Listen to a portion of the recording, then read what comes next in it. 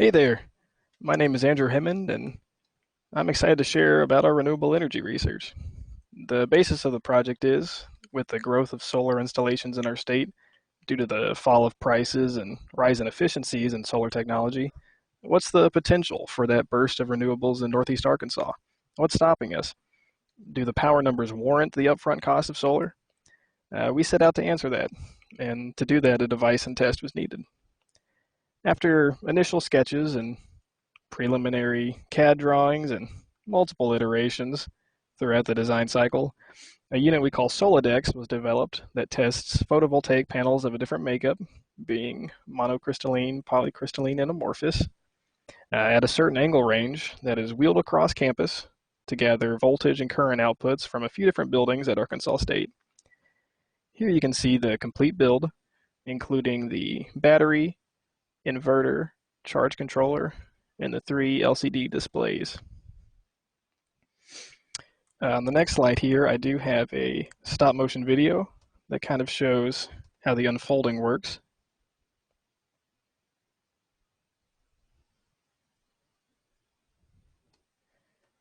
With a few drawer slides here that support the panels when they flip out, a couple casters to assist in that rolling,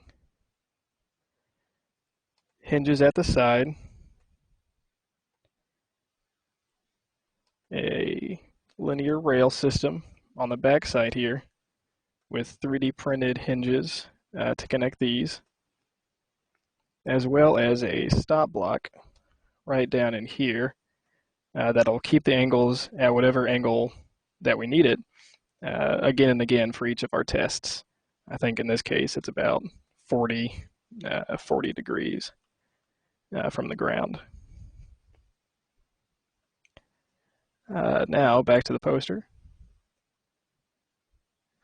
The Solidex here was tested at these 3 locations, being the Student Union, the Red Wolf Center, and the Lab Sciences building.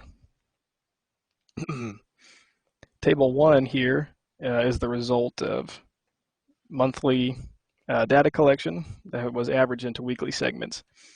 The chart matched the theoretical numbers, so we knew it was working, as well as proved that having the correct azimuth angle based on the day of the year and the coordinates of where we were at Arkansas State, it does indeed reflect in the power efficiency of the panels. We kept it stagnant about 40 degrees throughout February, and you can observe a noticeable decline. Secondly, an experiment was done once to measure solar noon over a period of 5 hours. Again, as with the nature of the sun rising and setting, we expected this bell curve centered around the highest values being solar noon for that day.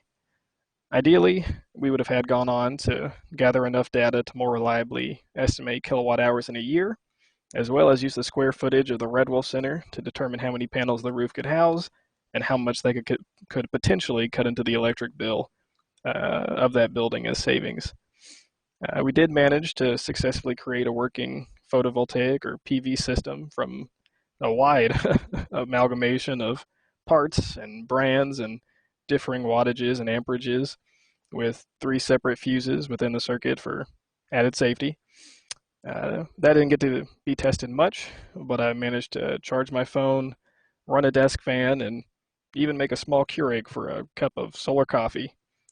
Nevertheless, the study still showed promising beginnings for a solar future in our region. Thank you.